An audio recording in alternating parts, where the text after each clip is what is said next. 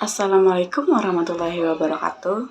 Halo, perkenalkan nama saya Nelda Kurniati dari akuntansi 21A dengan NPM 214120025. Nah, saya di sini akan menjelaskan tentang pendekatan tradisional dan perumusan teori akuntansi.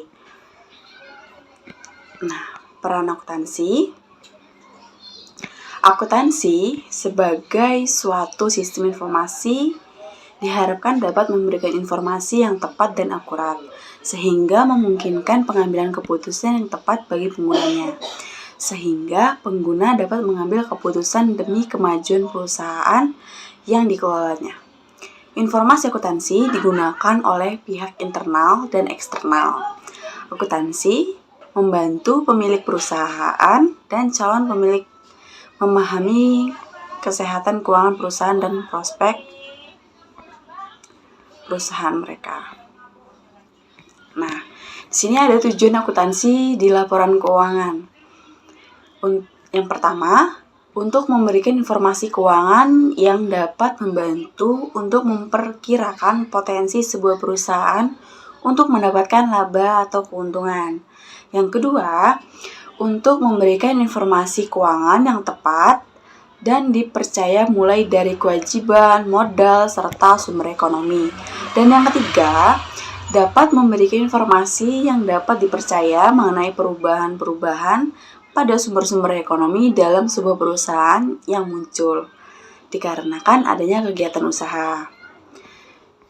Yang keempat, memberi informasi yang penting terkait perubahan-perubahan yang ada pada kewajiban dan sumber ekonomi. Dan yang terakhir, menyampaikan informasi lainnya yang masih berkaitan dengan laporan keuangan. Nah, peran akuntansi dalam perkembangan bisnis. Yang pertama ada mengendalikan keuangan. Pengendalian keuangan menjadi peran penting yang dapat menentukan keberhasilan dari usaha atau bisnis yang dijalankan. Nah, yang kedua ada operasi perusahaan. Praktik akuntansi sebagian besar merupakan operasi perusahaan sehari-harinya. Nah, ini ada misalnya seperti penagihan kepada konsumen, pembayaran gaji, pembayaran tagihan, dan pemeliharaan. Yang selanjutnya ada perencanaan.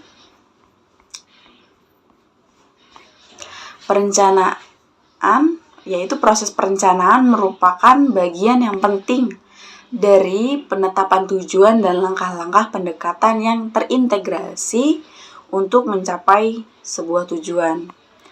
Ada pelaporan. Nah, dengan adanya pelaporan ini, laporan akuntansi seperti neraca dan laporan laba rugi tentunya akan menyediakan segala informasi yang dibutuhkan dan dapat menilai perkembangan serta kinerja bisnis yang dijalankan. Nah, di sini ada akuntansi sebagai ideologi. Akuntansi telah dipandang sebagai fenomena ideologis, sebagai sarana untuk mendukung dan melegitimasi tatanan sosial, ekonomi, dan politik pada saat ini. Persepsi ini ditunjukkan dengan sangat baik oleh Weber yang mendefinisikan tindakan rasionalisasi ekonomi sebagai perluasan perhitungan kuantitatif atau akuntansi dilakukan secara teknis dan nyata. Nah, akuntansi sebagai bahasa.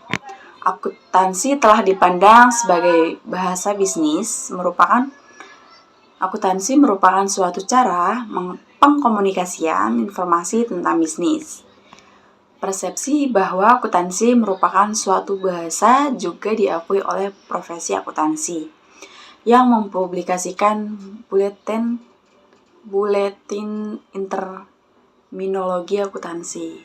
Nah, hal ini dinyatakan dalam literatur empiris yang berusaha mengukur hubungan konsep-konsep akuntansi. Selanjutnya ada akuntansi sebagai catatan historis. Akuntansi dipandang sebagai cara penyajian sejarah perusahaan dan transaksi yang dilakukan dengan pihak lain. Konsep bertanggungjawaban merupakan ciri hubungan prinsipal atau pemilik dan agen atau manajer.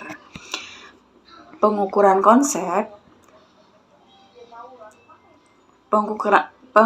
konsep pertanggungjawaban telah dikembangkan dari waktu ke waktu.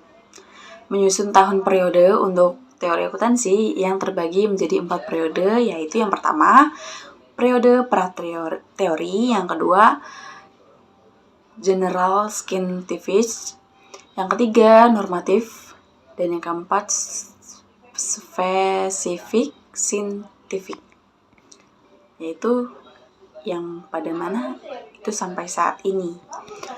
Nah, akuntansi sebagai ekonomi. Argumen yang mendukung pandangan ini adalah baik neraca didasarkan pada taksiran yang menggambarkan realitas ekonomi saat ini daripada biaya historis. Tujuan utama dari pandangan akuntansi ini yaitu penetapan pendapatan. Sesungguhnya true income. Walaupun laporan laba rugi yang seharusnya. Akuntansi sebagai sistem informasi. Akuntansi selalu dipandang sebagai suatu sistem informasi, yaitu pandangan ini mengasumsikan akuntansi sebagai suatu proses yang menghubungkan sumber informasi, saluran komunikasi, dan sekumpulan penerima.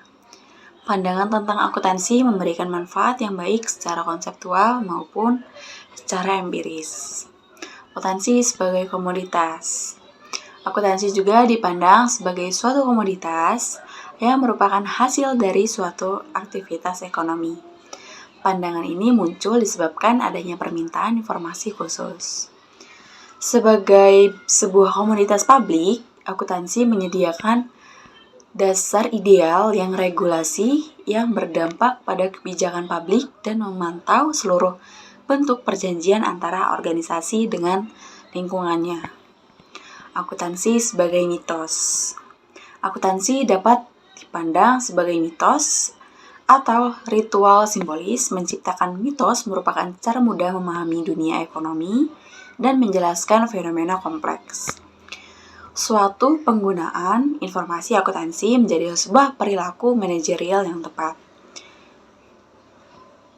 Menurut Mata, Friedman, dan James Smart, pengumpulan informasi menyediakan suatu jaminan yang bersifat ritual bahwa telah dilakukan sikap yang benar dalam pengambilan keputusan. Selanjutnya ada akuntansi sebagai alasan logis. Akuntansi mungkin dapat dipandang sebagai suatu alasan logis, digunakan untuk melekatkan makna terhadap peristiwa dan karenanya menyediakan justifikasi bagi kejadian di masa datang. Selanjutnya ada akuntansi sebagai perumpamaan. Akuntansi memberikan kontribusi terhadap penciptaan suatu gambaran atau citra dari organisasi. Akuntansi bertindak sebagai suatu gambaran organisasi melalui peristiwa yang telah diseleksi dan transaksi terjadi di organisasi. Konsekuensinya yaitu timbul perasaan akan pentingnya akuntansi dan konsep tertentu mengenai realitas organisasi. Selanjutnya ada akuntansi sebagai percobaan. Akuntansi cukup fleksibel untuk mengakomodasi berbagai situasi, adaptasi solusi baru untuk masalah baru, dan beradaptasi pada kasus yang paling kompleks. Perusahaan dapat melakukan percobaan melalui pemakaian data, teknik, laporan, atau pengungkapan akuntansi yang berbeda, agar sesuai dengan lingkungan tertentu untuk beradaptasi terhadap kondisi yang berubah. Akuntansi merupakan percobaan terutama ketika bersifat sukarela, inovatif, dan tentatif. Selanjutnya ada penyusunan verifikasi teori. Teori seharusnya tunduk menjadi subjek dari suatu tujuan yang bersifat logis dan empiris untuk membuktikan keakuratannya. Nah, apabila teori didasarkan pada fenomena fisik atau sosial, pembuktiannya baiknya diprediksi melalui hubungan antara kejadian-kejadian dan observasi-observasi sesungguhnya yang digunakan untuk membuat kesimpulan. Suatu teori akuntansi seharusnya dapat menjelaskan dan memprediksi fenomena akuntansi yang ada. Saat sejumlah fenomena muncul, fenomena tersebut diharapkan dapat membuktikan kebenaran teori tersebut. Itu saja yang dapat saya sampaikan. Apabila ada salahnya saya mohon maaf. Dan kepada Allah saya mohon ampun. Saya akhiri. Wassalamualaikum warahmatullahi wabarakatuh.